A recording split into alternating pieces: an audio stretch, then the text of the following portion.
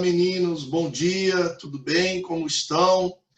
Então vamos hoje para a nossa segunda aula, nossa aula 2 da semana 1, tá certo?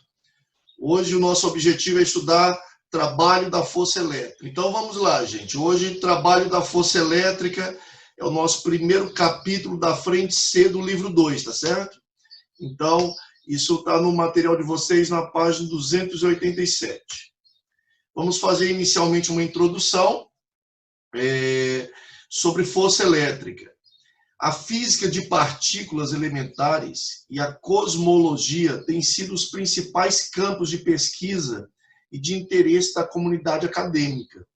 Apesar de parecer simples, a engenharia de aceleradores de partículas é a vanguarda de muitas tecnologias atuais, como o protocolo World Wide Web, criado no Conselho Europeu para Pesquisas Nucleares, para o processamento e a transmissão de dados de colisões. Sem isso, a internet, como a conhecemos, seria pouco usual e interativa. O LHC também é um exemplo de um acelerador de partículas, o qual acelera partículas na ordem de TeV, ou seja, tera electronvolts. Outros aceleradores menores conseguem escala de gigaelectronvolts, com condições mais extremas de experimento, com baixíssimas temperaturas e muitos campos elétricos e magnéticos associados.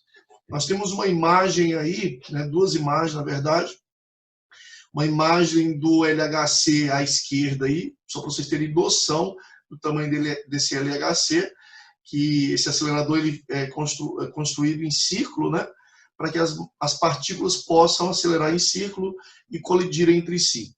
Então, o LHC, o maior laboratório de pesquisas do mundo, concentra-se em acelerar prótons e núcleos de chumbo a velocidades próximas da luz e visualizar o resultado dessas colisões. À direita, por exemplo, vocês têm a imagem, que mostra o resultado da colisão desses prótons e núcleos atômicos.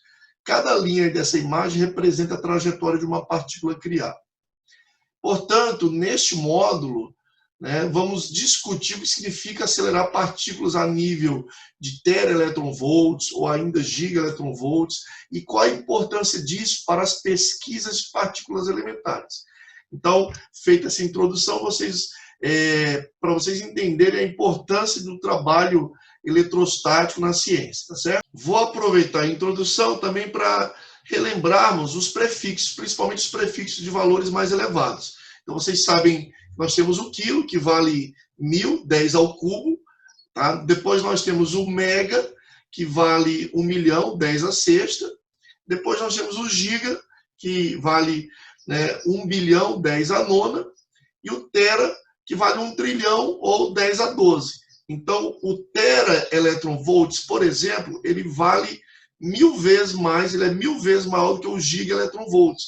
Assim como o giga-electronvolts seria 1000 vezes maior do que o mega-electronvolts. E o mega, por sua vez, 1000 vezes maior do que o quilo, ok? Então vamos lá, vamos iniciar aqui. Vamos relembrar o conceito de energia potencial elétrica, porque aqui nós vamos utilizar desse conceito para entendermos o trabalho eletrostático. Então, a perturbação criada pela carga elétrica é o que denominamos campo elétrico nos módulos anteriores.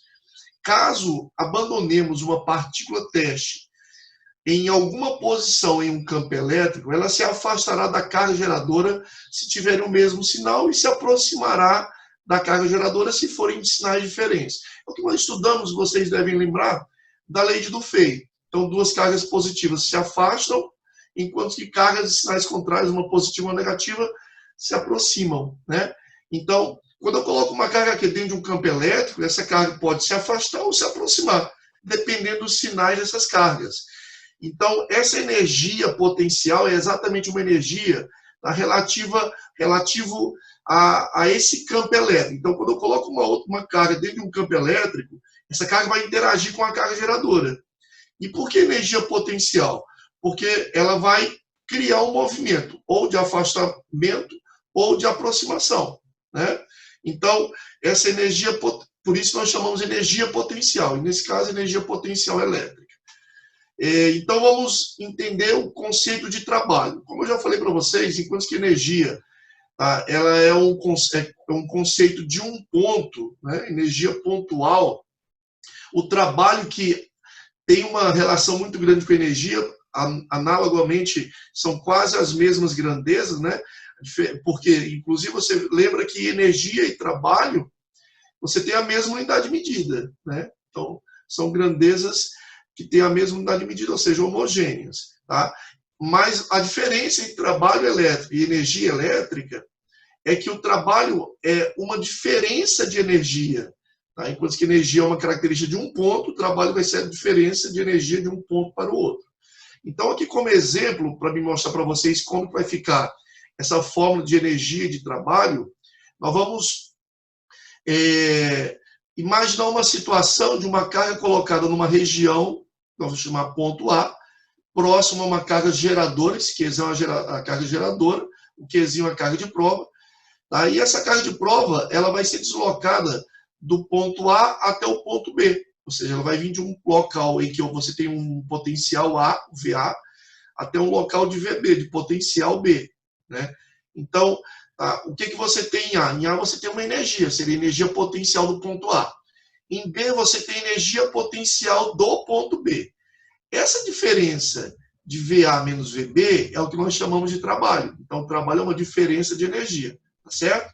Então, aqui ele mostra na apostila de vocês, tá? Aí na página 287, evoluindo para 288, todo esse deslocamento.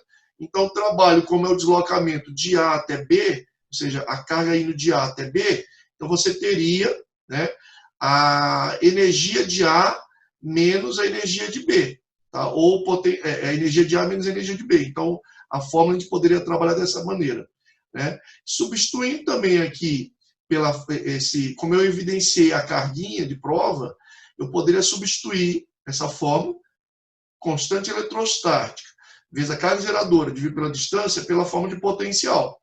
Então, por definição, o trabalho seria a carga de prova vezes a diferença de potencial dos dois pontos, VA menos VB.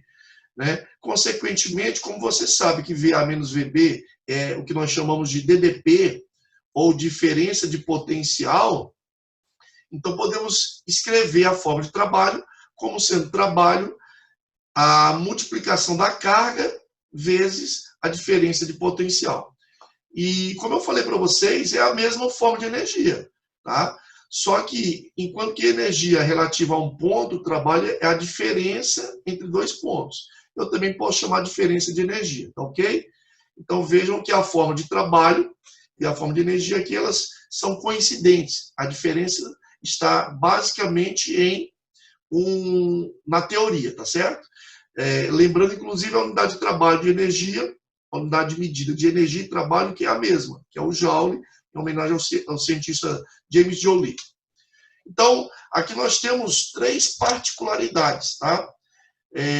Desse estudo de trabalho elétrico. Vamos para o primeiro resultado.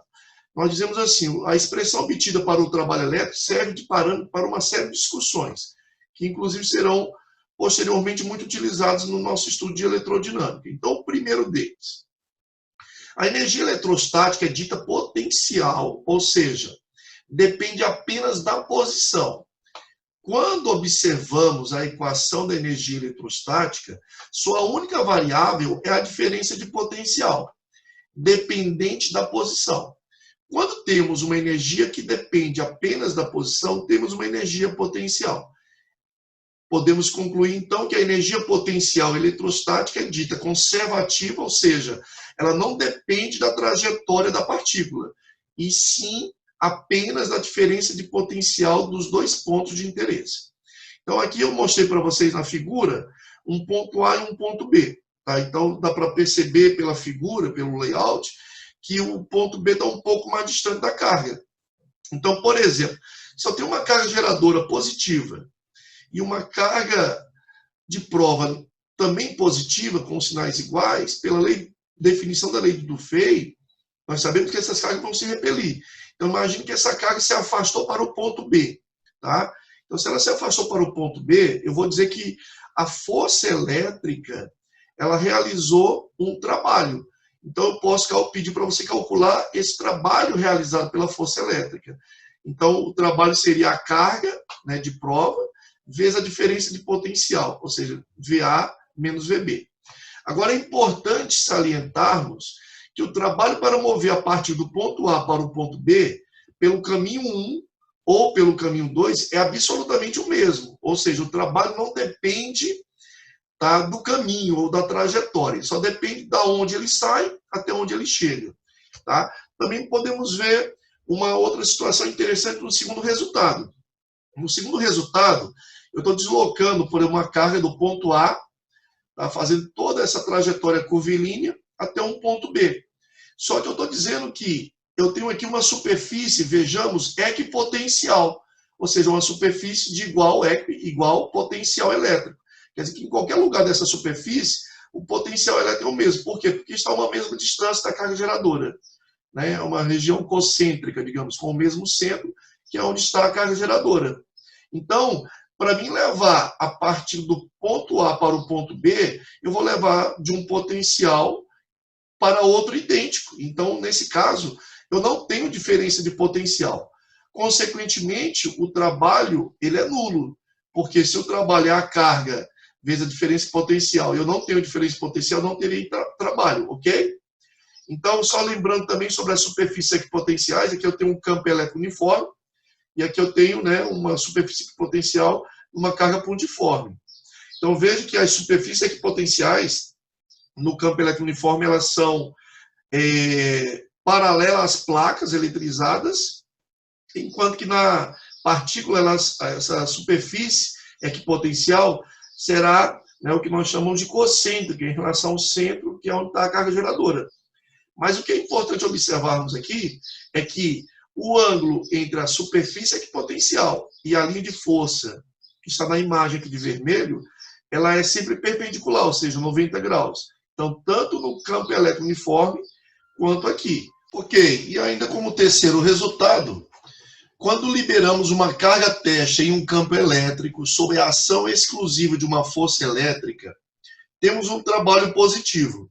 Esse resultado independe do sinal da partícula. A presença de um agente externo que impeça a tendência natural da carga elétrica de menor energia, ocorre um trabalho negativo sobre a carga teste. Então é muito normal, é muito óbvio de se entender. Quando, por exemplo, eu tenho duas cargas positivas que se repelem, então quando essa carga se desloca nesse sentido, você tem o que nós chamamos de um trabalho positivo realizado pela força elétrica. Agora vamos supor, essas cargas estão se repelindo e você quer agir contrário a isso. Então essa força vai realizar um trabalho negativo.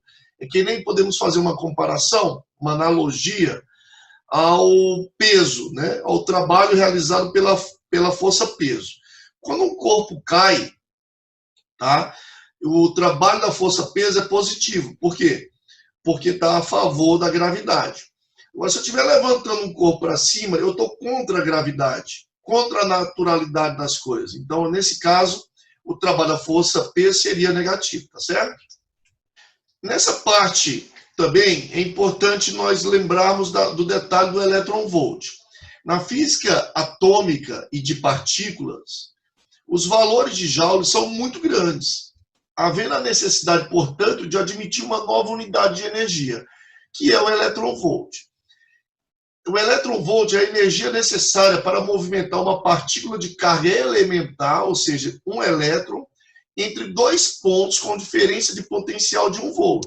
Ou seja, um elétron-volt é igual a um elétron, a carga de um elétron, tá? Numa diferença de potencial de 1 volt. O termo de conversão de elétron-volt para Joule leva em conta o valor da carga elementar do elétron, que é o elementar. Você deve lembrar, a carga elementar de um elétron é 1,6 vezes 10 a menos 19 coulomb. De forma que um elétron-volt, então, é igual a um elétron vezes 1 volt. Esse 1 elétron é a carga de um elétron, que é 1,6 vezes 10 a menos 19 coulomb, vezes a DDP de 1 volt, que é 1 joule por 1 coulomb. Então, veja que simplifica, no caso, coulomb, vai ficar 1,6 vezes 10 a menos 19 joule. Ou seja, quando você tiver que transformar do elétron-volt para o joule, você vai pegar cada 1 elétron-volt equivale a 1,6 vezes 10 a menos 19 joule. Com os avanços das pesquisas, a unidade elétron-volt tornou-se pequena, sendo necessário também adicionarmos prefixos como o quilo elétron-volt, que significa que é igual, equivale a 1000 elétron-volts, que é usado, por exemplo, em trabalhos de raio-x. Nós temos o mega elétron-volt, que é 1 milhão de elétron-volts, é usado para a energia de radiação gama. Temos o giga elétron-volts, que é 1 bilhão de elétron-volts, né? Nós também temos o tera elétron-volts, que é 1 trilhão de elétron-volts, para, por exemplo, acelerar partículas para colisões, tá? Na aba para saber mais, nós vamos ver, tá, sobre o acelerador de partículas brasileiro, né? Aqui nós temos uma imagem interna dele, do acelerador de partículas, né, do LNLS, que fica em Campinas, né? Ele tem como foco o estudo de materiais e a produção de nanopartículas. Então, dentro do CNPEM, que é o Centro Nacional de Pesquisas em Energia e Materiais, tá, a gente tem 4 grandes laboratórios. Tá? Esse CNPEM, como eu falei, ele fica em Campinas. Ele tem 4 grandes laboratórios. O LNano, que é o Laboratório Nacional de Nanotecnologia, o LNLS, tá? Que é o Laboratório Nacional de Luz Síncrotron, tá? O CTBE, tá? Que é o Laboratório Nacional de Ciência e Tecnologia de Bioetanol, e o LNBio, né? Que é o Laboratório Nacional de Biociências. Então, aqui fala um pouquinho dele, de cada um deles, leiam sobre isso, é bem interessante, tá certo? Eu também coloquei para vocês aqui uma imagem, que é uma imagem muito bonita, né, desse centro de ciências e engenharia que fica na região de Campinas, tá? Por isso que algumas universidades, como a Unicamp, é tão renomada nessas áreas, porque, tá, esse centro fica lá e propicia um avanço muito grande no estudo dessas ciências nesse local.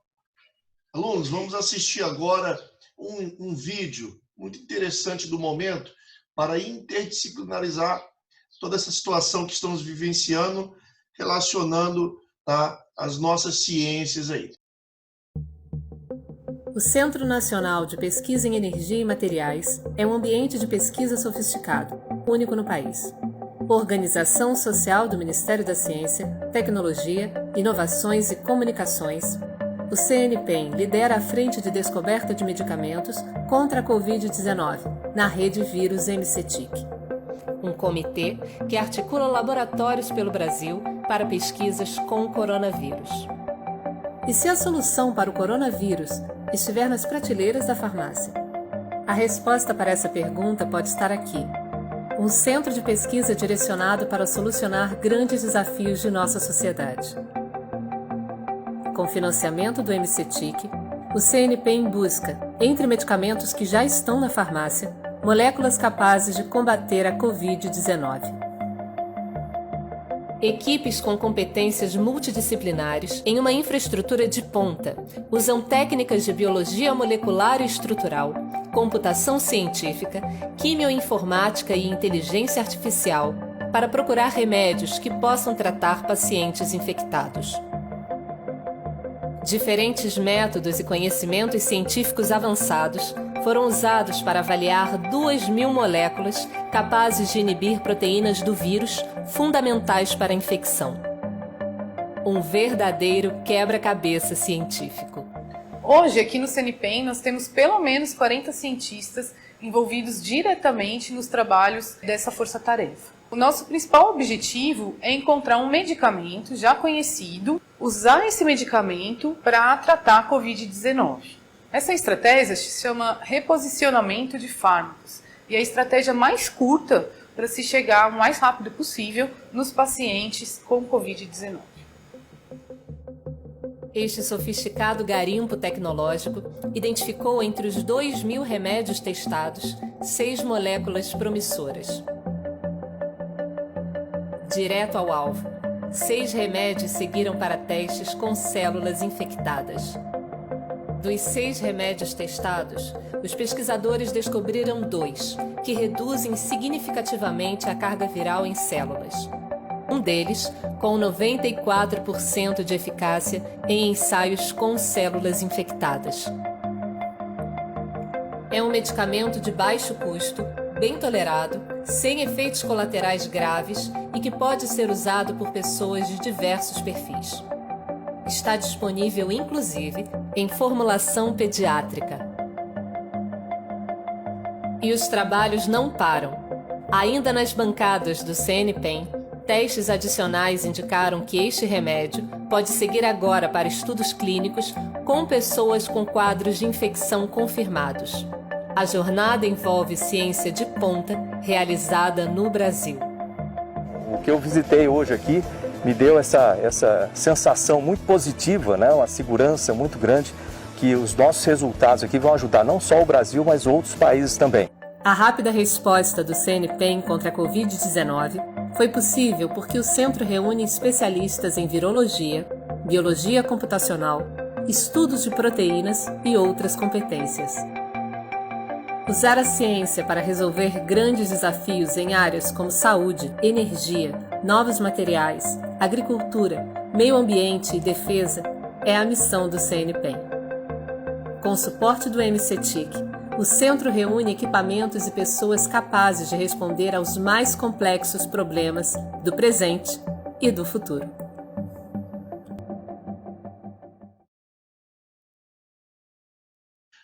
Então agora vamos para a parte de atividades, tá certo? Começando com o praticando. Na nossa primeira questão nós temos o valor da diferença de potencial entre os polos de uma pilha é de 1,5 volts. Qual será o valor da energia eletrostática para mover uma carga de 2 milicoulomb nesse potencial? E pede para dar a resposta em milijoules. Então vamos lá. Tá? Então nós temos aqui a fórmula principal de energia potencial, que foi o que ele pediu, qual será o valor da energia potencial eletrostática. Então você sabe que a energia potencial é o produto entre a carga e a diferença de potencial. Então nós temos aqui a carga, que é 2 milicoulomb. Nós temos a diferença de potencial, que é de 1,5 volts. Portanto, energia potencial é igual a carga vezes a diferença de potencial. Lembrando que a carga foi dado o prefixo, que é o mil, que você substitui por 10 a menos 3. Continuando nossa resolução, nós temos energia potencial é igual a 3, 2 vezes 1,5, 3, vezes 10 a menos 3 joules. Tá? Como ele pediu a resposta em milijoules, então nós vamos responder que a resposta da energia potencial é 3 mili, que vale 10 a menos 3, joules. Ou seja, a energia potencial da questão é uma energia de 3 milijoules. Vamos agora para a segunda. A segunda questão, ela pede, ela informa, o efeito termiônico é a saída dos elétrons de metais em função do aumento da temperatura. Descoberto acidentalmente por Thomas Alva Edison, enquanto procurava o material ideal para fabricar a lâmpada elétrica, apresenta várias aplicações tecnológicas em circuitos como semicondutores. Então ele fez uma contextualização e agora vamos para a parte técnica.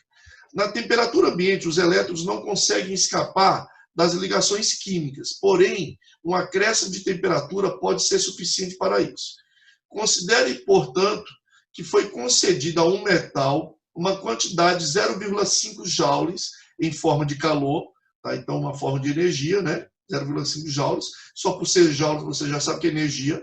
Então quando fala calor também você sabe que é energia. Qual será a diferença de potencial? Aqui ele pede qual será a diferença de potencial experimentada por uma carga de 2,5 milicoulomb. Dê sua resposta em unidades volts. Então vamos lá. Então novamente eu coloco a forma de energia potencial, que é carga vezes tensão. Nesse caso nós temos uma energia de 0,5, nós temos uma carga de 2,5 milicoulomb, e a questão vai pedir a diferença potencial, que é o U. Então, substituindo os valores, energia potencial 0,5, carga 2,5 vezes 10 a menos 3, que é o mili, vezes a tensão. Logo, a tensão vai ficar igual a 0,5 dividido por 2,5 vezes 10 a menos 3, que eu vou ter 0,2, levando a base 10 para cima, mudando o sinal do expoente, eu tenho 0,2 vezes 10 ao cubo. Ou seja, eu tenho uma tensão de 2 vezes 10 ao quadrado ou 200 volts. Como ele me pediu em volts, resposta 200 volts. Então, essa é a resposta segunda. Na sequência, a terceira questão. Na terceira questão, ele diz, ele deu uma figura, né? Na figura a seguir, é representado o percurso de uma carga de 20 milicoulomb do ponto A, essa carga está lá do centro, ó, do ponto A, e foi até o ponto B, sobre as linhas de um campo elétrico. Considerando essas linhas horizontais equipotenciais, seguindo a escala, qual será o valor do trabalho realizado para trazer a partícula de A até B? Então, aqui no caso, ele pede o trabalho. Vejam que as duas primeiras questões foi a respeito de energia elétrica, né? Energia potencial elétrica. E agora nós vamos ter essa questão com o trabalho. Então, vamos lá. A forma de trabalho é a mesma energia, só que o trabalho, qual a diferença de trabalho para energia? No trabalho, ele vai ter que estar levando, tá, a carga de um ponto para outro. Então, sempre que tiver de um ponto para outro, ou seja, uma diferença de energia, a gente vai chamar de trabalho. Então, nós temos aqui a carga, né, que é 20 milicoulomb. A questão diz que a diferença potencial é levar ela de A até B. Como nós vimos lá na nossa teoria, tá, o trabalho não depende da trajetória. Ele só depende de onde ele sai até onde ele chega. Ele vai sair dessa linha, dessa terceira linha mais próxima ao centro, tá? E vai até o ponto B, né? Então, vejamos, cada espaço entre linhas desse, ele me diz que é de meio volt. Então, vejamos só, né? De A para B eu tenho um espaço, 2, 3, 4, 5. Então, 5 vezes 0,5. Então, eu vou ter uma DDP de 2,5 volts, tá? Então, vamos substituir os valores. A carga, que é 20 milicoulomb, vezes a DDP de A até B, né, de A até B, que é de 2,5. Então, eu vou ter um trabalho igual a 50 vezes 10 a menos 3, que dá um trabalho igual a 0,05, né? 0,05 joules, né? Ou dê a resposta em milijoules, como é um número muito pequeno, seria 50 milijoules. Então, essa é a resposta da terceira questão. Trabalho igual a 50 milijoules ou 0,05 joules. Vocês viram que a parte, tá, de cálculo também é fácil, né? Então, aqui tem alguns que têm mais dificuldade na parte de cálculo, então, a parte aplicada. Então, nós temos tanto a teoria como o cálculo bem simples aqui nesse capítulo de eletrostática, é o capítulo de força elétrica. Trabalho da força elétrica. Vejamos a quarta questão para finalizarmos. A figura a seguir representa algumas linhas equipotenciais de um condutor. Sabe-se que a energia para levar uma partícula do ponto A até o ponto B é de 120 keV. Veja que ele deu a unidade em eletronvolts, né? Então, teremos que transformar ela para joules. A pergunta é, qual é o valor da carga de teste? Então, a carga foi levada do ponto A até o ponto B, tá? Então, vamos lá. A fórmula nós vamos usar essa aqui, a de energia, porque ele me deu a energia. Então, carga vezes tensão, tá? Então, vou ter a energia potencial, aqui como foi dito, para trazer de A até B. Essa energia também pode ser chamada de trabalho, tá? O trabalho é a diferença de energia, como ele disse, que for sabe-se que a energia para levar uma parte do ponto A até o ponto B. Isso aqui equivale a dizer que é o trabalho. Mas como vocês viram, a fórmula é a mesma, só muda um pouquinho na teoria. Então, a energia potencial é de 120 mil eletronvolts. Então, vamos transformar essa unidade para joules. Então, você tem 120, o quilo vale 1000, E o elétron volts, cada um elétron volt vale 1,6 vezes 10 a menos 19 joules. Então, eu vou ter 120 vezes 1,6, 192, conservação de base 10, soma seus expoentes, então 192 vezes 10 a menos 6 joules.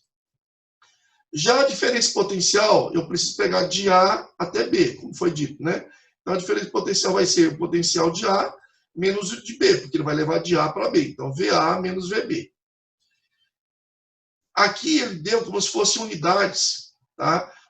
Kevin, não existe essa unidade para diferença de potencial. Então, provavelmente ele quis dizer em volts. Então, eu vou eliminar aqui, corrigir aqui o texto do material, tá? Então, unidades em volts do potencial. Então, lá no ponto A tem um potencial de 30 volts. Veja que ele vai diminuindo. Aqui ele tem um ponto neutro com 0 volt. E aqui ele vai ter um potencial negativo, com certeza, porque a carga aqui do lado de B é uma carga negativa, então gera potenciais negativos. Então, a diferença potencial, né, do 30 até o menos 30, eu vou ter uma diferença de 60 volts. Então, substituindo os valores, a energia, que é 192 vezes 10 a menos 16, e a diferença potencial, que é 60, eu vou ter uma carga que vai ser 192 por 60, que vai dar 3,2, né? 3,2 vezes 10 a menos 16 coulomb. Esse é o valor da carga, portanto, a resposta da quarta questão. Então, isso é trabalho da força elétrica. Vocês viram que o cálculo é simples, relativamente simples, tá? E aí, eu peço que vocês pratiquem, tá? Eu vou mandar para vocês no grupo, na sala online, a resolução da quinta e a sexta, para não estender muito a nossa aula, a nossa videoaula. Eu mando a resolução completa na sala online e peço que vocês, por gentileza, tá, tentem resolver, tá, o DH e também as questões complementares da nossa plataforma digital. Eu vou estar liberando para vocês a plataforma desse capítulo, ok?